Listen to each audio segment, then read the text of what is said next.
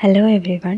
ഈ ഒരു വീഡിയോയിൽ നമ്മൾ ഡിസ്കസ് ചെയ്യാൻ പോകുന്നത് green chemistry A framework for the sustainable future എന്ന ടോപ്പിക്കിനെ പറ്റിയിട്ടാണ്.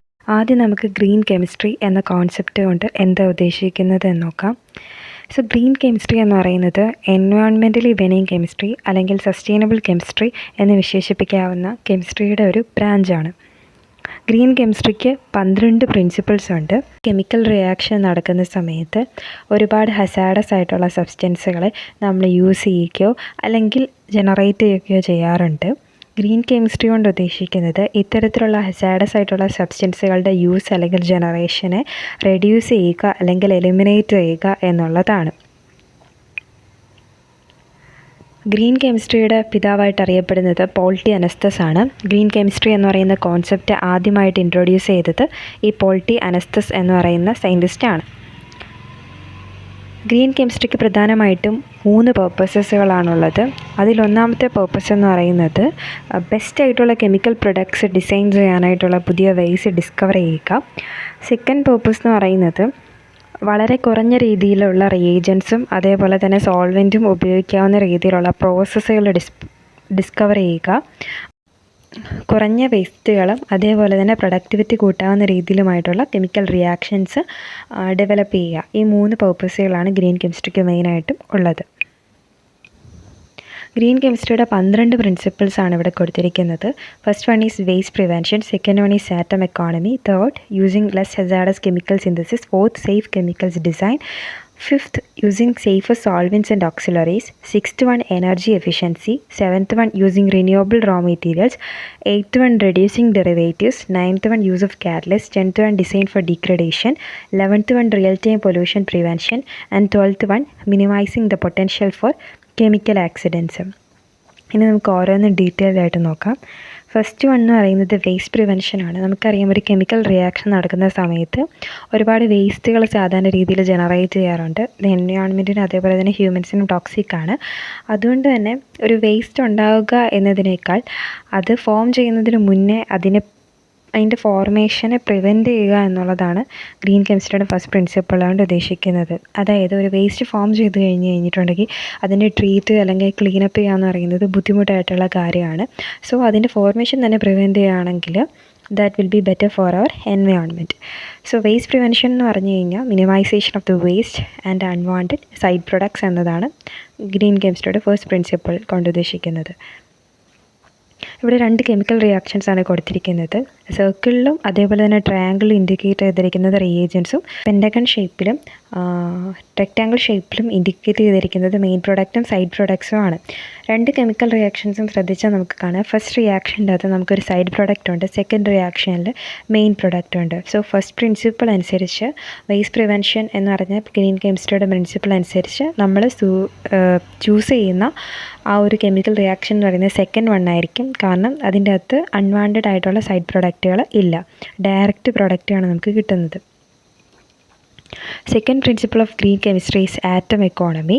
ആറ്റം എക്കോണമി എന്ന് പറഞ്ഞു കഴിഞ്ഞാൽ നമ്മൾ ഉപയോഗിക്കുന്ന മുഴുവൻ റോ മെറ്റീരിയൽസിനെയും കംപ്ലീറ്റ് ആയിട്ടുള്ള പ്രൊഡക്റ്റായിട്ട് നമുക്ക് മാറ്റാനായിട്ട് സാധിക്കണം. അങ്ങനെയാണെങ്കിൽ ഹൈ ആറ്റം എക്കോണമി എന്ന് പറഞ്ഞു കഴിഞ്ഞാൽ അവിടെ ക്രിയേറ്റ് ചെയ്യപ്പെടുന്ന വേസ്റ്റിൻ്റെ അളവ് വളരെയധികം കുറവായിരിക്കും. അതേപോലെ തന്നെ റിയാക്ഷൻ്റെ എഫിഷ്യൻസി വളരെ കൂടുതലായിരിക്കും. ഇവിടെ ഹൈ ആറ്റം എക്കോണമി എന്ന് പറയുന്ന കോൺസെപ്റ്റ് ക്ലിയർ ആക്കാനായിട്ടൊരു കെമിക്കൽ റിയാക്ഷനാണ് ഇൻഡിക്കേറ്റ് ചെയ്തിരിക്കുന്നത്. നമുക്കറിയാം, ഇവിടെ യൂസ് ചെയ്തിരിക്കുന്ന 2 റിയേജൻസും ചേർന്നിട്ട് കംപ്ലീറ്റ്ലി ഒരു പ്രൊഡക്റ്റായിട്ട് ഫോം ചെയ്തിട്ടുണ്ട്. ഇവിടെ സൈഡ് പ്രൊഡക്ട്സ് ഒന്നും ഉണ്ടായിട്ടില്ല. Complete utilisation of the reagents ആണ് ഇവിടെ നടന്നത്. സോ ആ റിയാക്ഷൻ്റെ എഫിഷ്യൻസി കൂടുതലാണ്. അതുകൊണ്ട് തന്നെ ഹൈ ആറ്റം എക്കോണമി ആണെന്ന് പറയാനായിട്ട് സാധിക്കും. ആറ്റം എക്കോണമി കണ്ടുപിടിക്കാനായിട്ട് നമുക്കൊരു ഇക്വേഷൻ ഉണ്ട്. That is relative formula mass of useful product divided by relative formula mass of all reactants into 100. Calcium carbonate decompose ചെയ്ത് കാൽസ്യം ഓക്സൈഡും കാർബൺ ഡയോക്സൈഡും ഉണ്ടാകുന്നൊരു റിയാക്ഷനാണ് ഇവിടെ കൊടുത്തിരിക്കുന്നത്. ഈ ഒരു റിയാക്ഷനിലെ യൂസ്ഫുൾ പ്രൊഡക്റ്റ് എന്ന് പറയുന്നത് കാൽസ്യം ഓക്സൈഡാണ്. അതേപോലെ തന്നെ ഇതിൻ്റെ relative formula mass of calcium oxide എന്ന് പറയുന്നത് 56ഉം relative formula mass of both reactants എന്ന് പറയുന്നത് 100 ആണ്. കാർബൺ ഡൈ ഓക്സൈഡിൻ്റെ റിലേറ്റീവ് ഫോർമുല മാസ് 44 ആണ്. So atom economy according to the equation relative formula mass of calcium oxide divided by relative formula mass of calcium oxide plus carbon dioxide. So that will be 56 divide by 100. 56% ആയിരിക്കും ഇതിൻ്റെ atom economy എന്ന് പറയുന്നത്. ഇത്തരത്തിൽ ഏതെങ്കിലും ഒരു chemical reaction തന്നു കഴിഞ്ഞാൽ formula mass കണ്ടുപിടിച്ച് നമുക്ക് ആറ്റം എക്കോണമി ഈ ഒരു ഇക്വേഷൻ ഉപയോഗിച്ചിട്ട് കണ്ടുപിടിക്കാനായിട്ട് പറ്റും. മൂന്നാമത്തെ പ്രിൻസിപ്പിളാണ് use of non toxic reagents and environmental friendly സോൾവെൻറ്റ്സ്.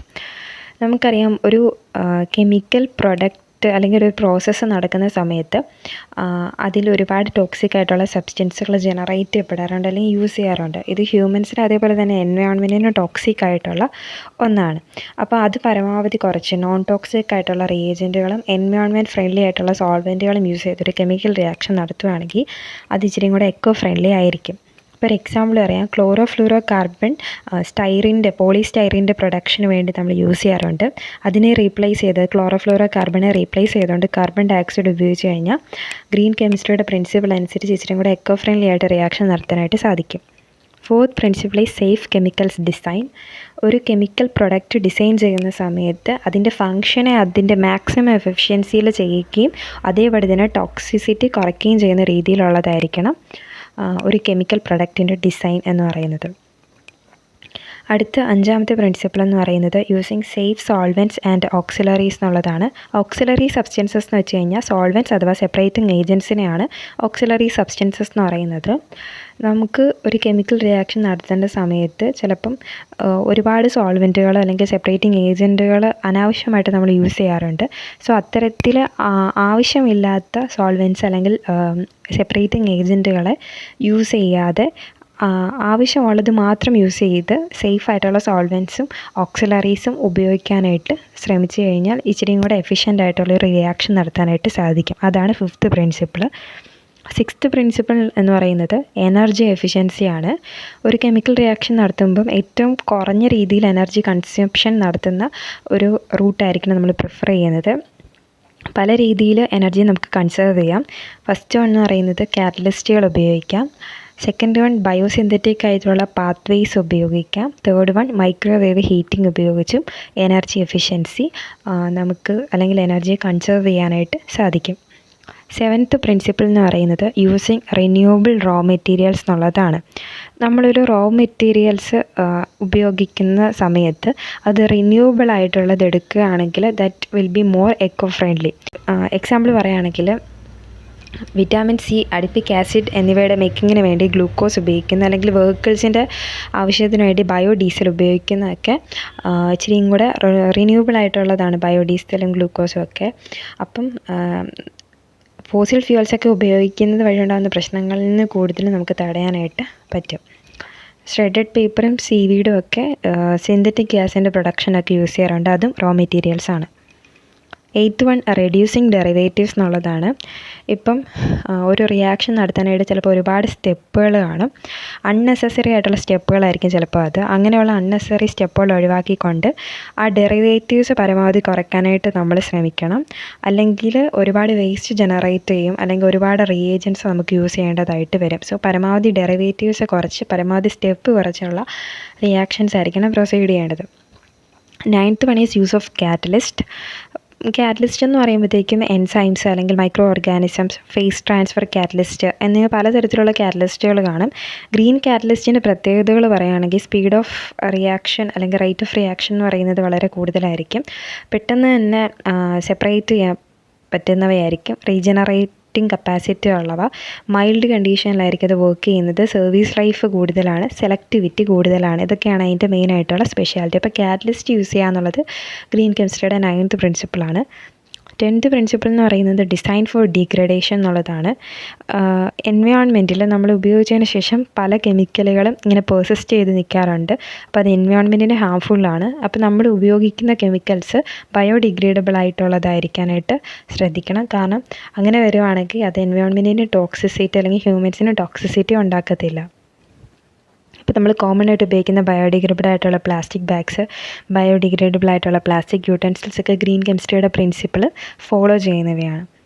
ഇനി 11th principle is real time pollution prevention.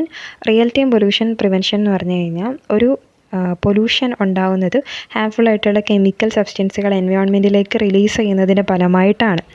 അപ്പോൾ ഇത്തരത്തിലുള്ള ഹസാഡസ് ആയിട്ടുള്ള സബ്സ്റ്റൻസുകളെ കൺട്രോൾ ചെയ്യുകയും അതിനെ മോണിറ്റർ ചെയ്യുകയും ചെയ്യുന്നത് വഴി നമുക്ക് ഈ ഒരു പൊല്യൂഷൻ കുറയ്ക്കാനായിട്ട് അല്ലെങ്കിൽ പൊല്യൂഷൻ കംപ്ലീറ്റ്ലി ഇല്ലാതാക്കാനായിട്ട് സാധിക്കും. അതാണ് റിയൽ ടൈം പൊല്യൂഷൻ പ്രിവെൻഷൻ എന്ന പ്രിൻസിപ്പിൾ കൊണ്ട് ഉദ്ദേശിക്കുന്നത്. 12th one is minimising the potential four chemical accidents. Chemical accidents എന്ന് പറയുമ്പോൾ അതിനകത്ത് ലീക്കേജസ്, എക്സ്പ്ലോഷൻ, ഫയർ എന്നിവയൊക്കെ ഇൻക്ലൂഡ് ചെയ്യും. മെജോറിറ്റി കെമിക്കൽ ആക്സിഡൻസ് നടക്കുന്നത് തന്നെ പലതരത്തിലുള്ള വോളറ്റൈൽ ലിക്വിഡ്സ് അല്ലെങ്കിൽ ഗ്യാസസ് ഒക്കെ ഉപയോഗിക്കുന്നത് വഴിയാണ്. അപ്പോൾ അവ പരമാവധി കുറയ്ക്കാനായിട്ടും റിയാക്ഷൻസിനെ ആംബിയൻറ്റ് ടെമ്പറേച്ചർ ആൻഡ് പ്രഷറിൽ നടത്താനായിട്ടും ശ്രമിക്കണം. കെമിക്കൽ ആക്സിഡൻസിൻ്റെ ഒരു എക്സാമ്പിളായിട്ട് പറയുന്നതാണ് Bhopal gas tragedy. Green chemistry എന്ന് പറയുന്നത് മെയിനായിട്ടും 5 കാര്യങ്ങളായിട്ട് നമുക്ക് സമ്മറൈസ് ചെയ്യാം. It is about reducing waste, materials, risk, cost and environmental impact. Green chemistry എങ്ങനെയാണ് സസ്റ്റൈനബിൾ ഫ്യൂച്ചറിന് കാരണമാവുന്നതെന്ന് ചോദിച്ചു കഴിഞ്ഞാൽ സസ്റ്റൈനബിൾ ഫ്യൂച്ചറിനെ ഹോൾഡ് ചെയ്യുന്നൊരു പില്ലറായിട്ട് നമുക്ക് ഗ്രീൻ കെമിസ്ട്രിയെ പറയാം. അതുകൊണ്ട് തന്നെ ഇപ്പോൾ ഉള്ള കെമിസ്റ്റുകളെ ഈ ഗ്രീൻ കെമിസ്ട്രിയുടെ ഇമ്പോർട്ടൻസ് പഠിപ്പിക്കുക എന്ന് പറയുന്നത് വളരെയധികം ആവശ്യമായിട്ടുള്ള ഒരു കാര്യം തന്നെയാണ്. കൺക്ലൂഡ് ചെയ്ത് പറയുകയാണെങ്കിൽ എല്ലാ എൻവയോൺമെൻറ്റൽ പ്രോബ്ലത്തിനും ഒരു സൊല്യൂഷനായിട്ട് ഗ്രീൻ കെമിസ്ട്രി നമുക്ക് പറയാൻ പറ്റത്തില്ല.